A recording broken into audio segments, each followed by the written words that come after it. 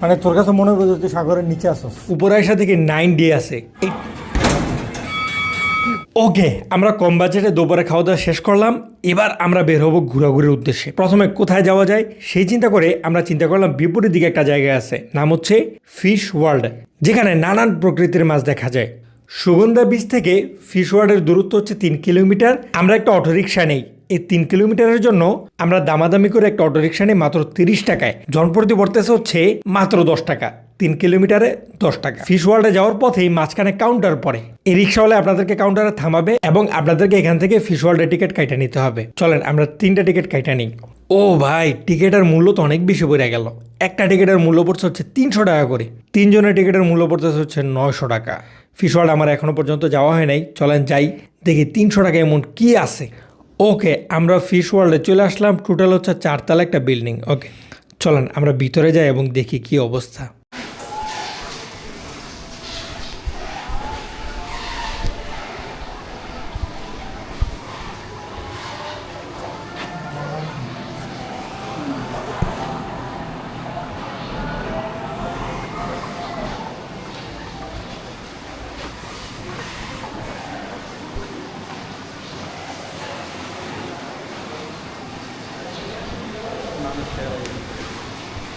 কই মাছ রে ভাবলেও খেয়েছে। ওই যে আগ করছে। লেখছস কি লাগছে? পিরাঠা মাছ।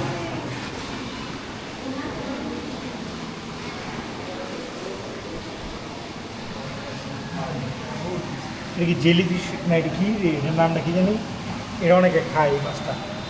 শাপলা মাছটা, শাপলা মাছটা। ধর কাঁকড়াটার ধর, জীবনে কামড়।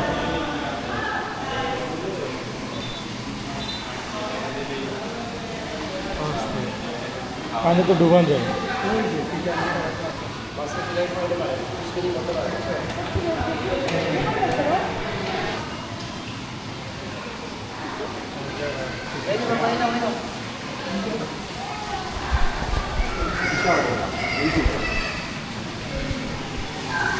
দেখি গ্লাসের কারণে মুন্দে আছে রে। আরে হ বেটা, গ্লাসের কারণে আমার কাছে মনে করছে মোড়া গ্লাস লাগাই, সেই কারণে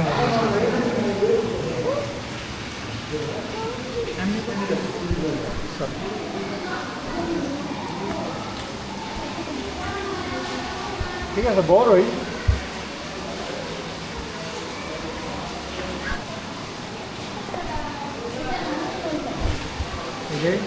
দিয়া লাগছে আপনি পানিতে আপডেট দেওয়ার আগে দিয়া লাগছে।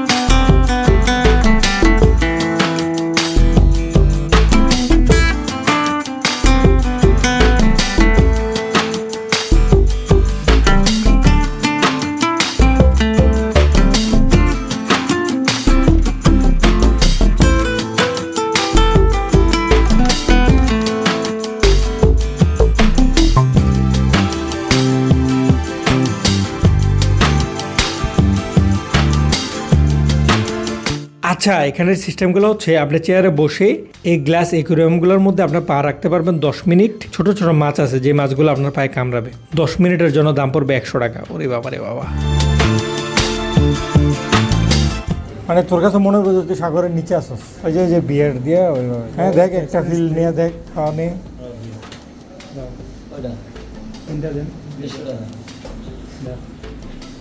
কত 150। আবার এটা কি? এটা করতে হবে।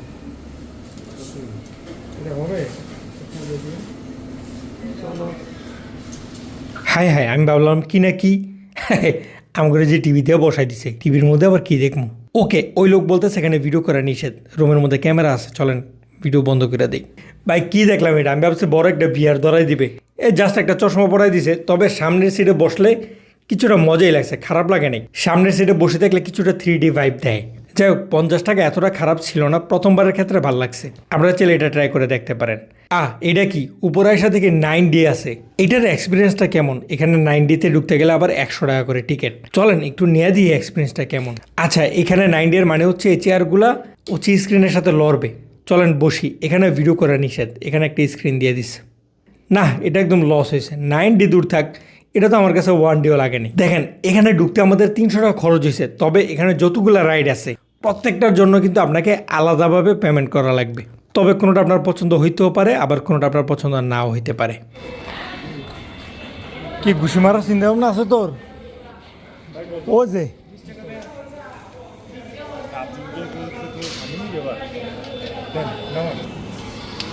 তুই দিবি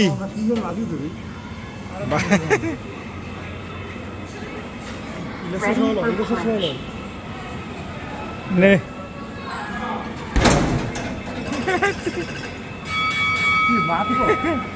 মাত্র 642। কত হাইস কত 1000 হয় না? 999। Ready for punch. ব্যথা করে রে, জিসাত ব্যথা করছে। দেখেন, ঘুরতে এসে সোফার মধ্যে শুয়ে শুয়ে ঘুমাইতেস। আরে বেটা, তুই হোটেলে দেখবা। যাই হোক, আপনার কাছে যদি টাকা থাকে আপনার যা খুশি আপনার তাই করতে পারেন, সমস্যা নেই। ওকে, আমরা চলে আসলাম হচ্ছে তার উপরের তলায়। এখানেও অনেকগুলো রাইড আছে, যেমন গ্লাসের ঘরটা আছে, আরও অনেক কিছু আছে। এখানেও 3D ঘর আছে, ইত্যাদি ইত্যাদি। যাই হোক, এগুলোতে আর ঢুকার শখ নাই। এখানে প্রত্যেকটা রাইড 100 থেকে 150 টাকা। তো আপনি চাইলে প্রত্যেকটাই ট্রাই করে দেখতে পারেন। এবার চলেন আমরা এক্সিট নেই। এবার আমাদের মোটামুটি ফিশ ওয়ার্ল্ড ঘোরাঘুরি শেষ। আমরা এখন চলে যাবো হচ্ছে সরাসরি হিমছড়ি। এখান থেকে হিমছড়ির দূরত্ব প্রায় 12 কিলোমিটার প্লাস। ওকে, আমরা হিমছড়ির জন্য রওনা দিতেছি। 3 জনের একটা অটো আমরা ভাড়া করলাম। 12 কিলোমিটারের জন্য 220 টাকা। সুতরাং 12 কিলোমিটার হিসাবে 220 টাকা যথেষ্ট কম। আপনারাও ঠিক এভাবে কিন্তু এখান থেকে দামাদামি করে নিতে পারেন।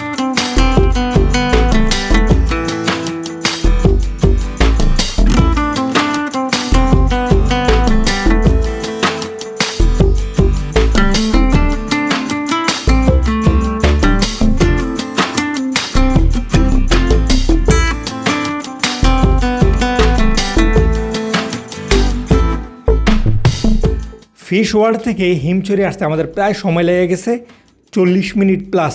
সূর্য অনেকটা নিচে নেমে গেছে। সাধারণত সবাই হিমছড়িতে বিকালবেলা সূর্যাস্ত দেখতে আসে। সুতরাং আপনি যদি কক্সবাজার আসেন তাহলে একটা বিকাল অবশ্যই হিমছড়িতে কাটাইতে পারেন। সুতরাং আমরা চলে আসলাম। এখন একটু সামনে থেকে আমাদেরকে হচ্ছে হিমছড়ি যে পাহাড়টা আছে তার জন্য টিকিট কাটতে হবে। ওকে, টিকিট কাটার জন্য প্রত্যেকে লাইন ধরার দরকার নাই, একজনে গেলেই অনেকগুলো টিকিট কাটা নিয়ে আসতে পারবে। আগের টিকিট ছিল একটু দাম কম, এখন 40 টাকা করে ফেলছে। যাই হোক, আমরা টিকিট কাটলাম, চলেন আমরা ভিতরে ঢুকি। আচ্ছা, আগে শুধুমাত্র এই সিঁড়িটা ছিল, এখন পাশে আরেকটা সিঁড়ি দেওয়া হয়েছে, যেটা দিয়ে আপনার উপরে উঠতে অনেক ক্ষেত্রে সহজ। যাই হোক, তারপর আমরা এই সিঁড়ি দিয়ে উঠবো। এখন ভিডিও করার সম্ভব না, 2 হাত দিয়ে দৌড়তে উঠতে হবে, আমার অবস্থা খারাপ হয়ে যায়। যাই হোক, এখানে আমার অলরেডি 3-4 বার ওঠা হয়ে গেছে। প্রত্যেকবার আসলেই নতুনের মতো লাগে, ভালোই লাগে। তারপর আমরা দেখলাম পাহাড় থেকে সরাসরি সমুদ্রের কাছ থেকে সূর্যাস্ত দেখতে বেশি সুন্দর লাগবে। এই কারণে আমরা আবার পাহাড় থেকে নেমে যাব। চলেন, নেমে আমরা চলে আসলাম হচ্ছে সরাসরি হিমছড়ির বিচে। এখান থেকে কিন্তু সূর্যাস্তটাকে বেশ সুন্দর লাগতেছে।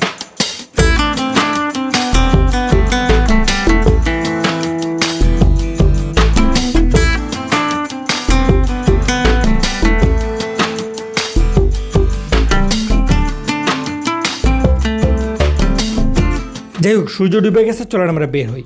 ওকে, ছোটো ভাই বলতেছে এখান থেকে কিছু একটা কিনবে, চলেন দেখি। এখান থেকে আসলে কোনো কিছু কিনাটা বোকামি, তাদের সব কিছুই দেখতে প্রিমিয়াম মনে হইলো কোনো কিছু প্রিমিয়াম না। একদম লো কোয়ালিটির এবং মারাত্মক বাজে, দাম অনেক বেশি। এখানে আমার মনে হয় যে এই জায়গাগুলোতে কোনো কিছু না কেনা উচিত। কত?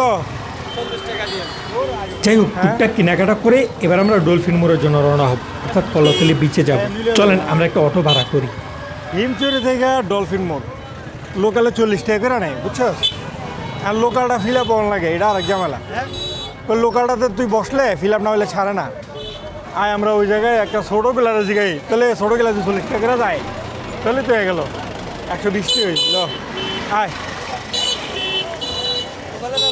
হ্যাঁ, আমরা তো 3 জন। কেমন 3 জন আপনি? কত 40 টাকা করে না? 40 টাকা করে না? এটা তো মনে করুন এগুলাতেই আমাদের এখানে 50 টাকা তো দেন, আসেন 10 টাকার জন্য কি করবেন? আরো 10 টাকা কমাই দেন, 140 টাকা দেন। 120 দাদা কলাতলি মোড়ে যাবেন, একদম ডলফিন মোড়ে নামবো। আইলে জায়গা না তুমি গেলে যেটা 120 টাকা করে তো, এটা তো হিসাবে আর সামনে বো। আইয়ে না যেতাম তো তুমি জোর দে।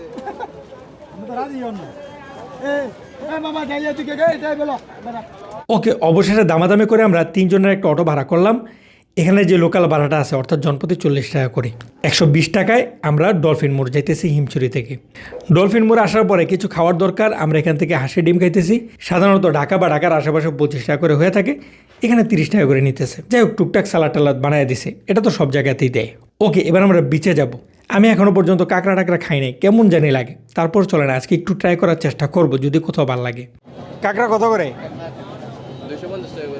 अल्लाह माफ करे, बहुत मनुष्य लग रहे हो, मत करो, रहने दो, बहुत बुरे लग रहे। একদম বানায় টানায় দেওয়া 250 টাকা বেশি লাগে। চল ঘুরে দেখি। ঠিক আছে, আসছি।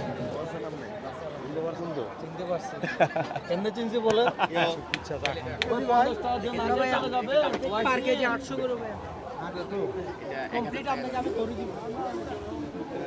না, এত দেখলাম কোথাও ভালো লাগতেছে না। ওকে, এবার ডলফিন মোড়ের দিকে যাওয়ার সময় বাম দিকে আমাদের চোখে এই দোকানটা পড়ে। এগুলো কত করে? 100 এগুলো আছে 80 টাকা তো। চিংড়ি কত করে? 100 চিংড়ি 100। বড়গুলো 100 ছোটগুলো 20। এটা কি 100? হয় 100। দেন দেন, ভিতরে বসবি? হ্যাঁ, একটু গরম করে কি যাওয়া যায়? গরম করে দেবো, এখানে খাবেন না নিয়ে যাবেন। না না, খাবো খাবো। খেলে বসেন। আয় একটু ভিতরে বসি। আয়, টাকা দাও। চিংড়ি খাবি? হ্যাঁ, ওটা 100 টাকা বড়টা। আচ্ছা, চিংড়ি একটা দিয়ে দেন। বড়টা হ্যাঁ, বড় একটা। একটা চিংড়ি দাও। কোনটা কোন নিবি? হ্যাঁ, সব বাচ্চা হবে ভাই, এটা হাফ প্রাইস। এগুলো সব খাওয়া তো। তারাই ও, বুঝতে পারছি। দোকানের নাম হচ্ছে মক্কা রেস্টুরেন্ট। এখান থেকে আমরা একটা কাঁকড়া এবং একটা চিংড়ি মাছ নিছি। আমার কাছে ভাই সত্যিকার অর্থে এতটা বাজে লাগছে, কেমন যেন বাসি বাসি লাগে। সুতরাং আমার পরামর্শ হচ্ছে বিচে আসলে এই ধরনের খোলামেলা রেস্টুরেন্টগুলোতে না খাওয়া ভালো। আপনার যদি খাওয়ার ইচ্ছা থাকে তাহলে একটা ভালো রেস্টুরেন্ট থেকে খাওয়া উচিত। যাই হোক, যা খাওয়ার তো খাইলাম, এবার চলেন আমরা রওনা দিই। রাস্তার পাশে দেখলাম আবার মালাই চায়ের দোকান আছে, সবাই বলতেছে চা খাবে। 3টা ভালো আছে। এই হচ্ছে চায়ের লিস্ট। আমরা 30 টাকার যে চাটা সেটা নিলাম, কিন্তু ভাই একদম অখাদ্য। এই 30 টাকার মালাই চায়ের থেকে আপনি যদি রেস্টুরেন্টে বসে 20 টাকার দুধের চাগুলা খান, একদম পোষায় যাবে আপনার। যাই হোক, রাস্তার পাশের মালাই চায়ের রেটিংও একদম বাজে। আপনাদের উচিত এগুলো থেকে ট্রাই না করা। তারপরে যেহেতু টুকটাক রাত হয়ে গেছে, আমরা আবার সকালের সেম রাস্তাটাই করলাম। 2টা রুটি, মুগ ডাল অথবা ভাজি। জনপ্রতি প্রাইস পড়ছে হচ্ছে মাত্র 90 টাকা করে। তাহলে চলেন আজকের ভিডিও আমরা এই পর্যন্ত রাখি। তাহলে চলেন, এই ছিল আমাদের কক্সবাজারের প্রথম দিন। আপনি যদি আমাদের প্রথম ভিডিওটা দেখে না থাকেন, সেক্ষেত্রে এই ভিডিওর ডিসক্রিপশনে আমরা আমাদের প্রথম ভিডিওটা অ্যাড করে দিব, আপনি চাইলে আমাদের প্রথম ভিডিওটা দেখে নিতে পারেন। আগামীকালকে আমাদের ঘোরাঘুরির আরও বেশ প্ল্যান আছে, বাইক নেওয়ার প্ল্যান আছে এবং লম্বা ট্যুর দেওয়ার প্ল্যান আছে। সব কিছু শেয়ার করবো আপনাদের সাথে। ভিডিও দেখার জন্য আমাদের চ্যানেলটাকে সাবস্ক্রাইব করে পাশে থেকে বেল আইকনটা বাজায় রাখেন। আল্লাহ হাফিজ।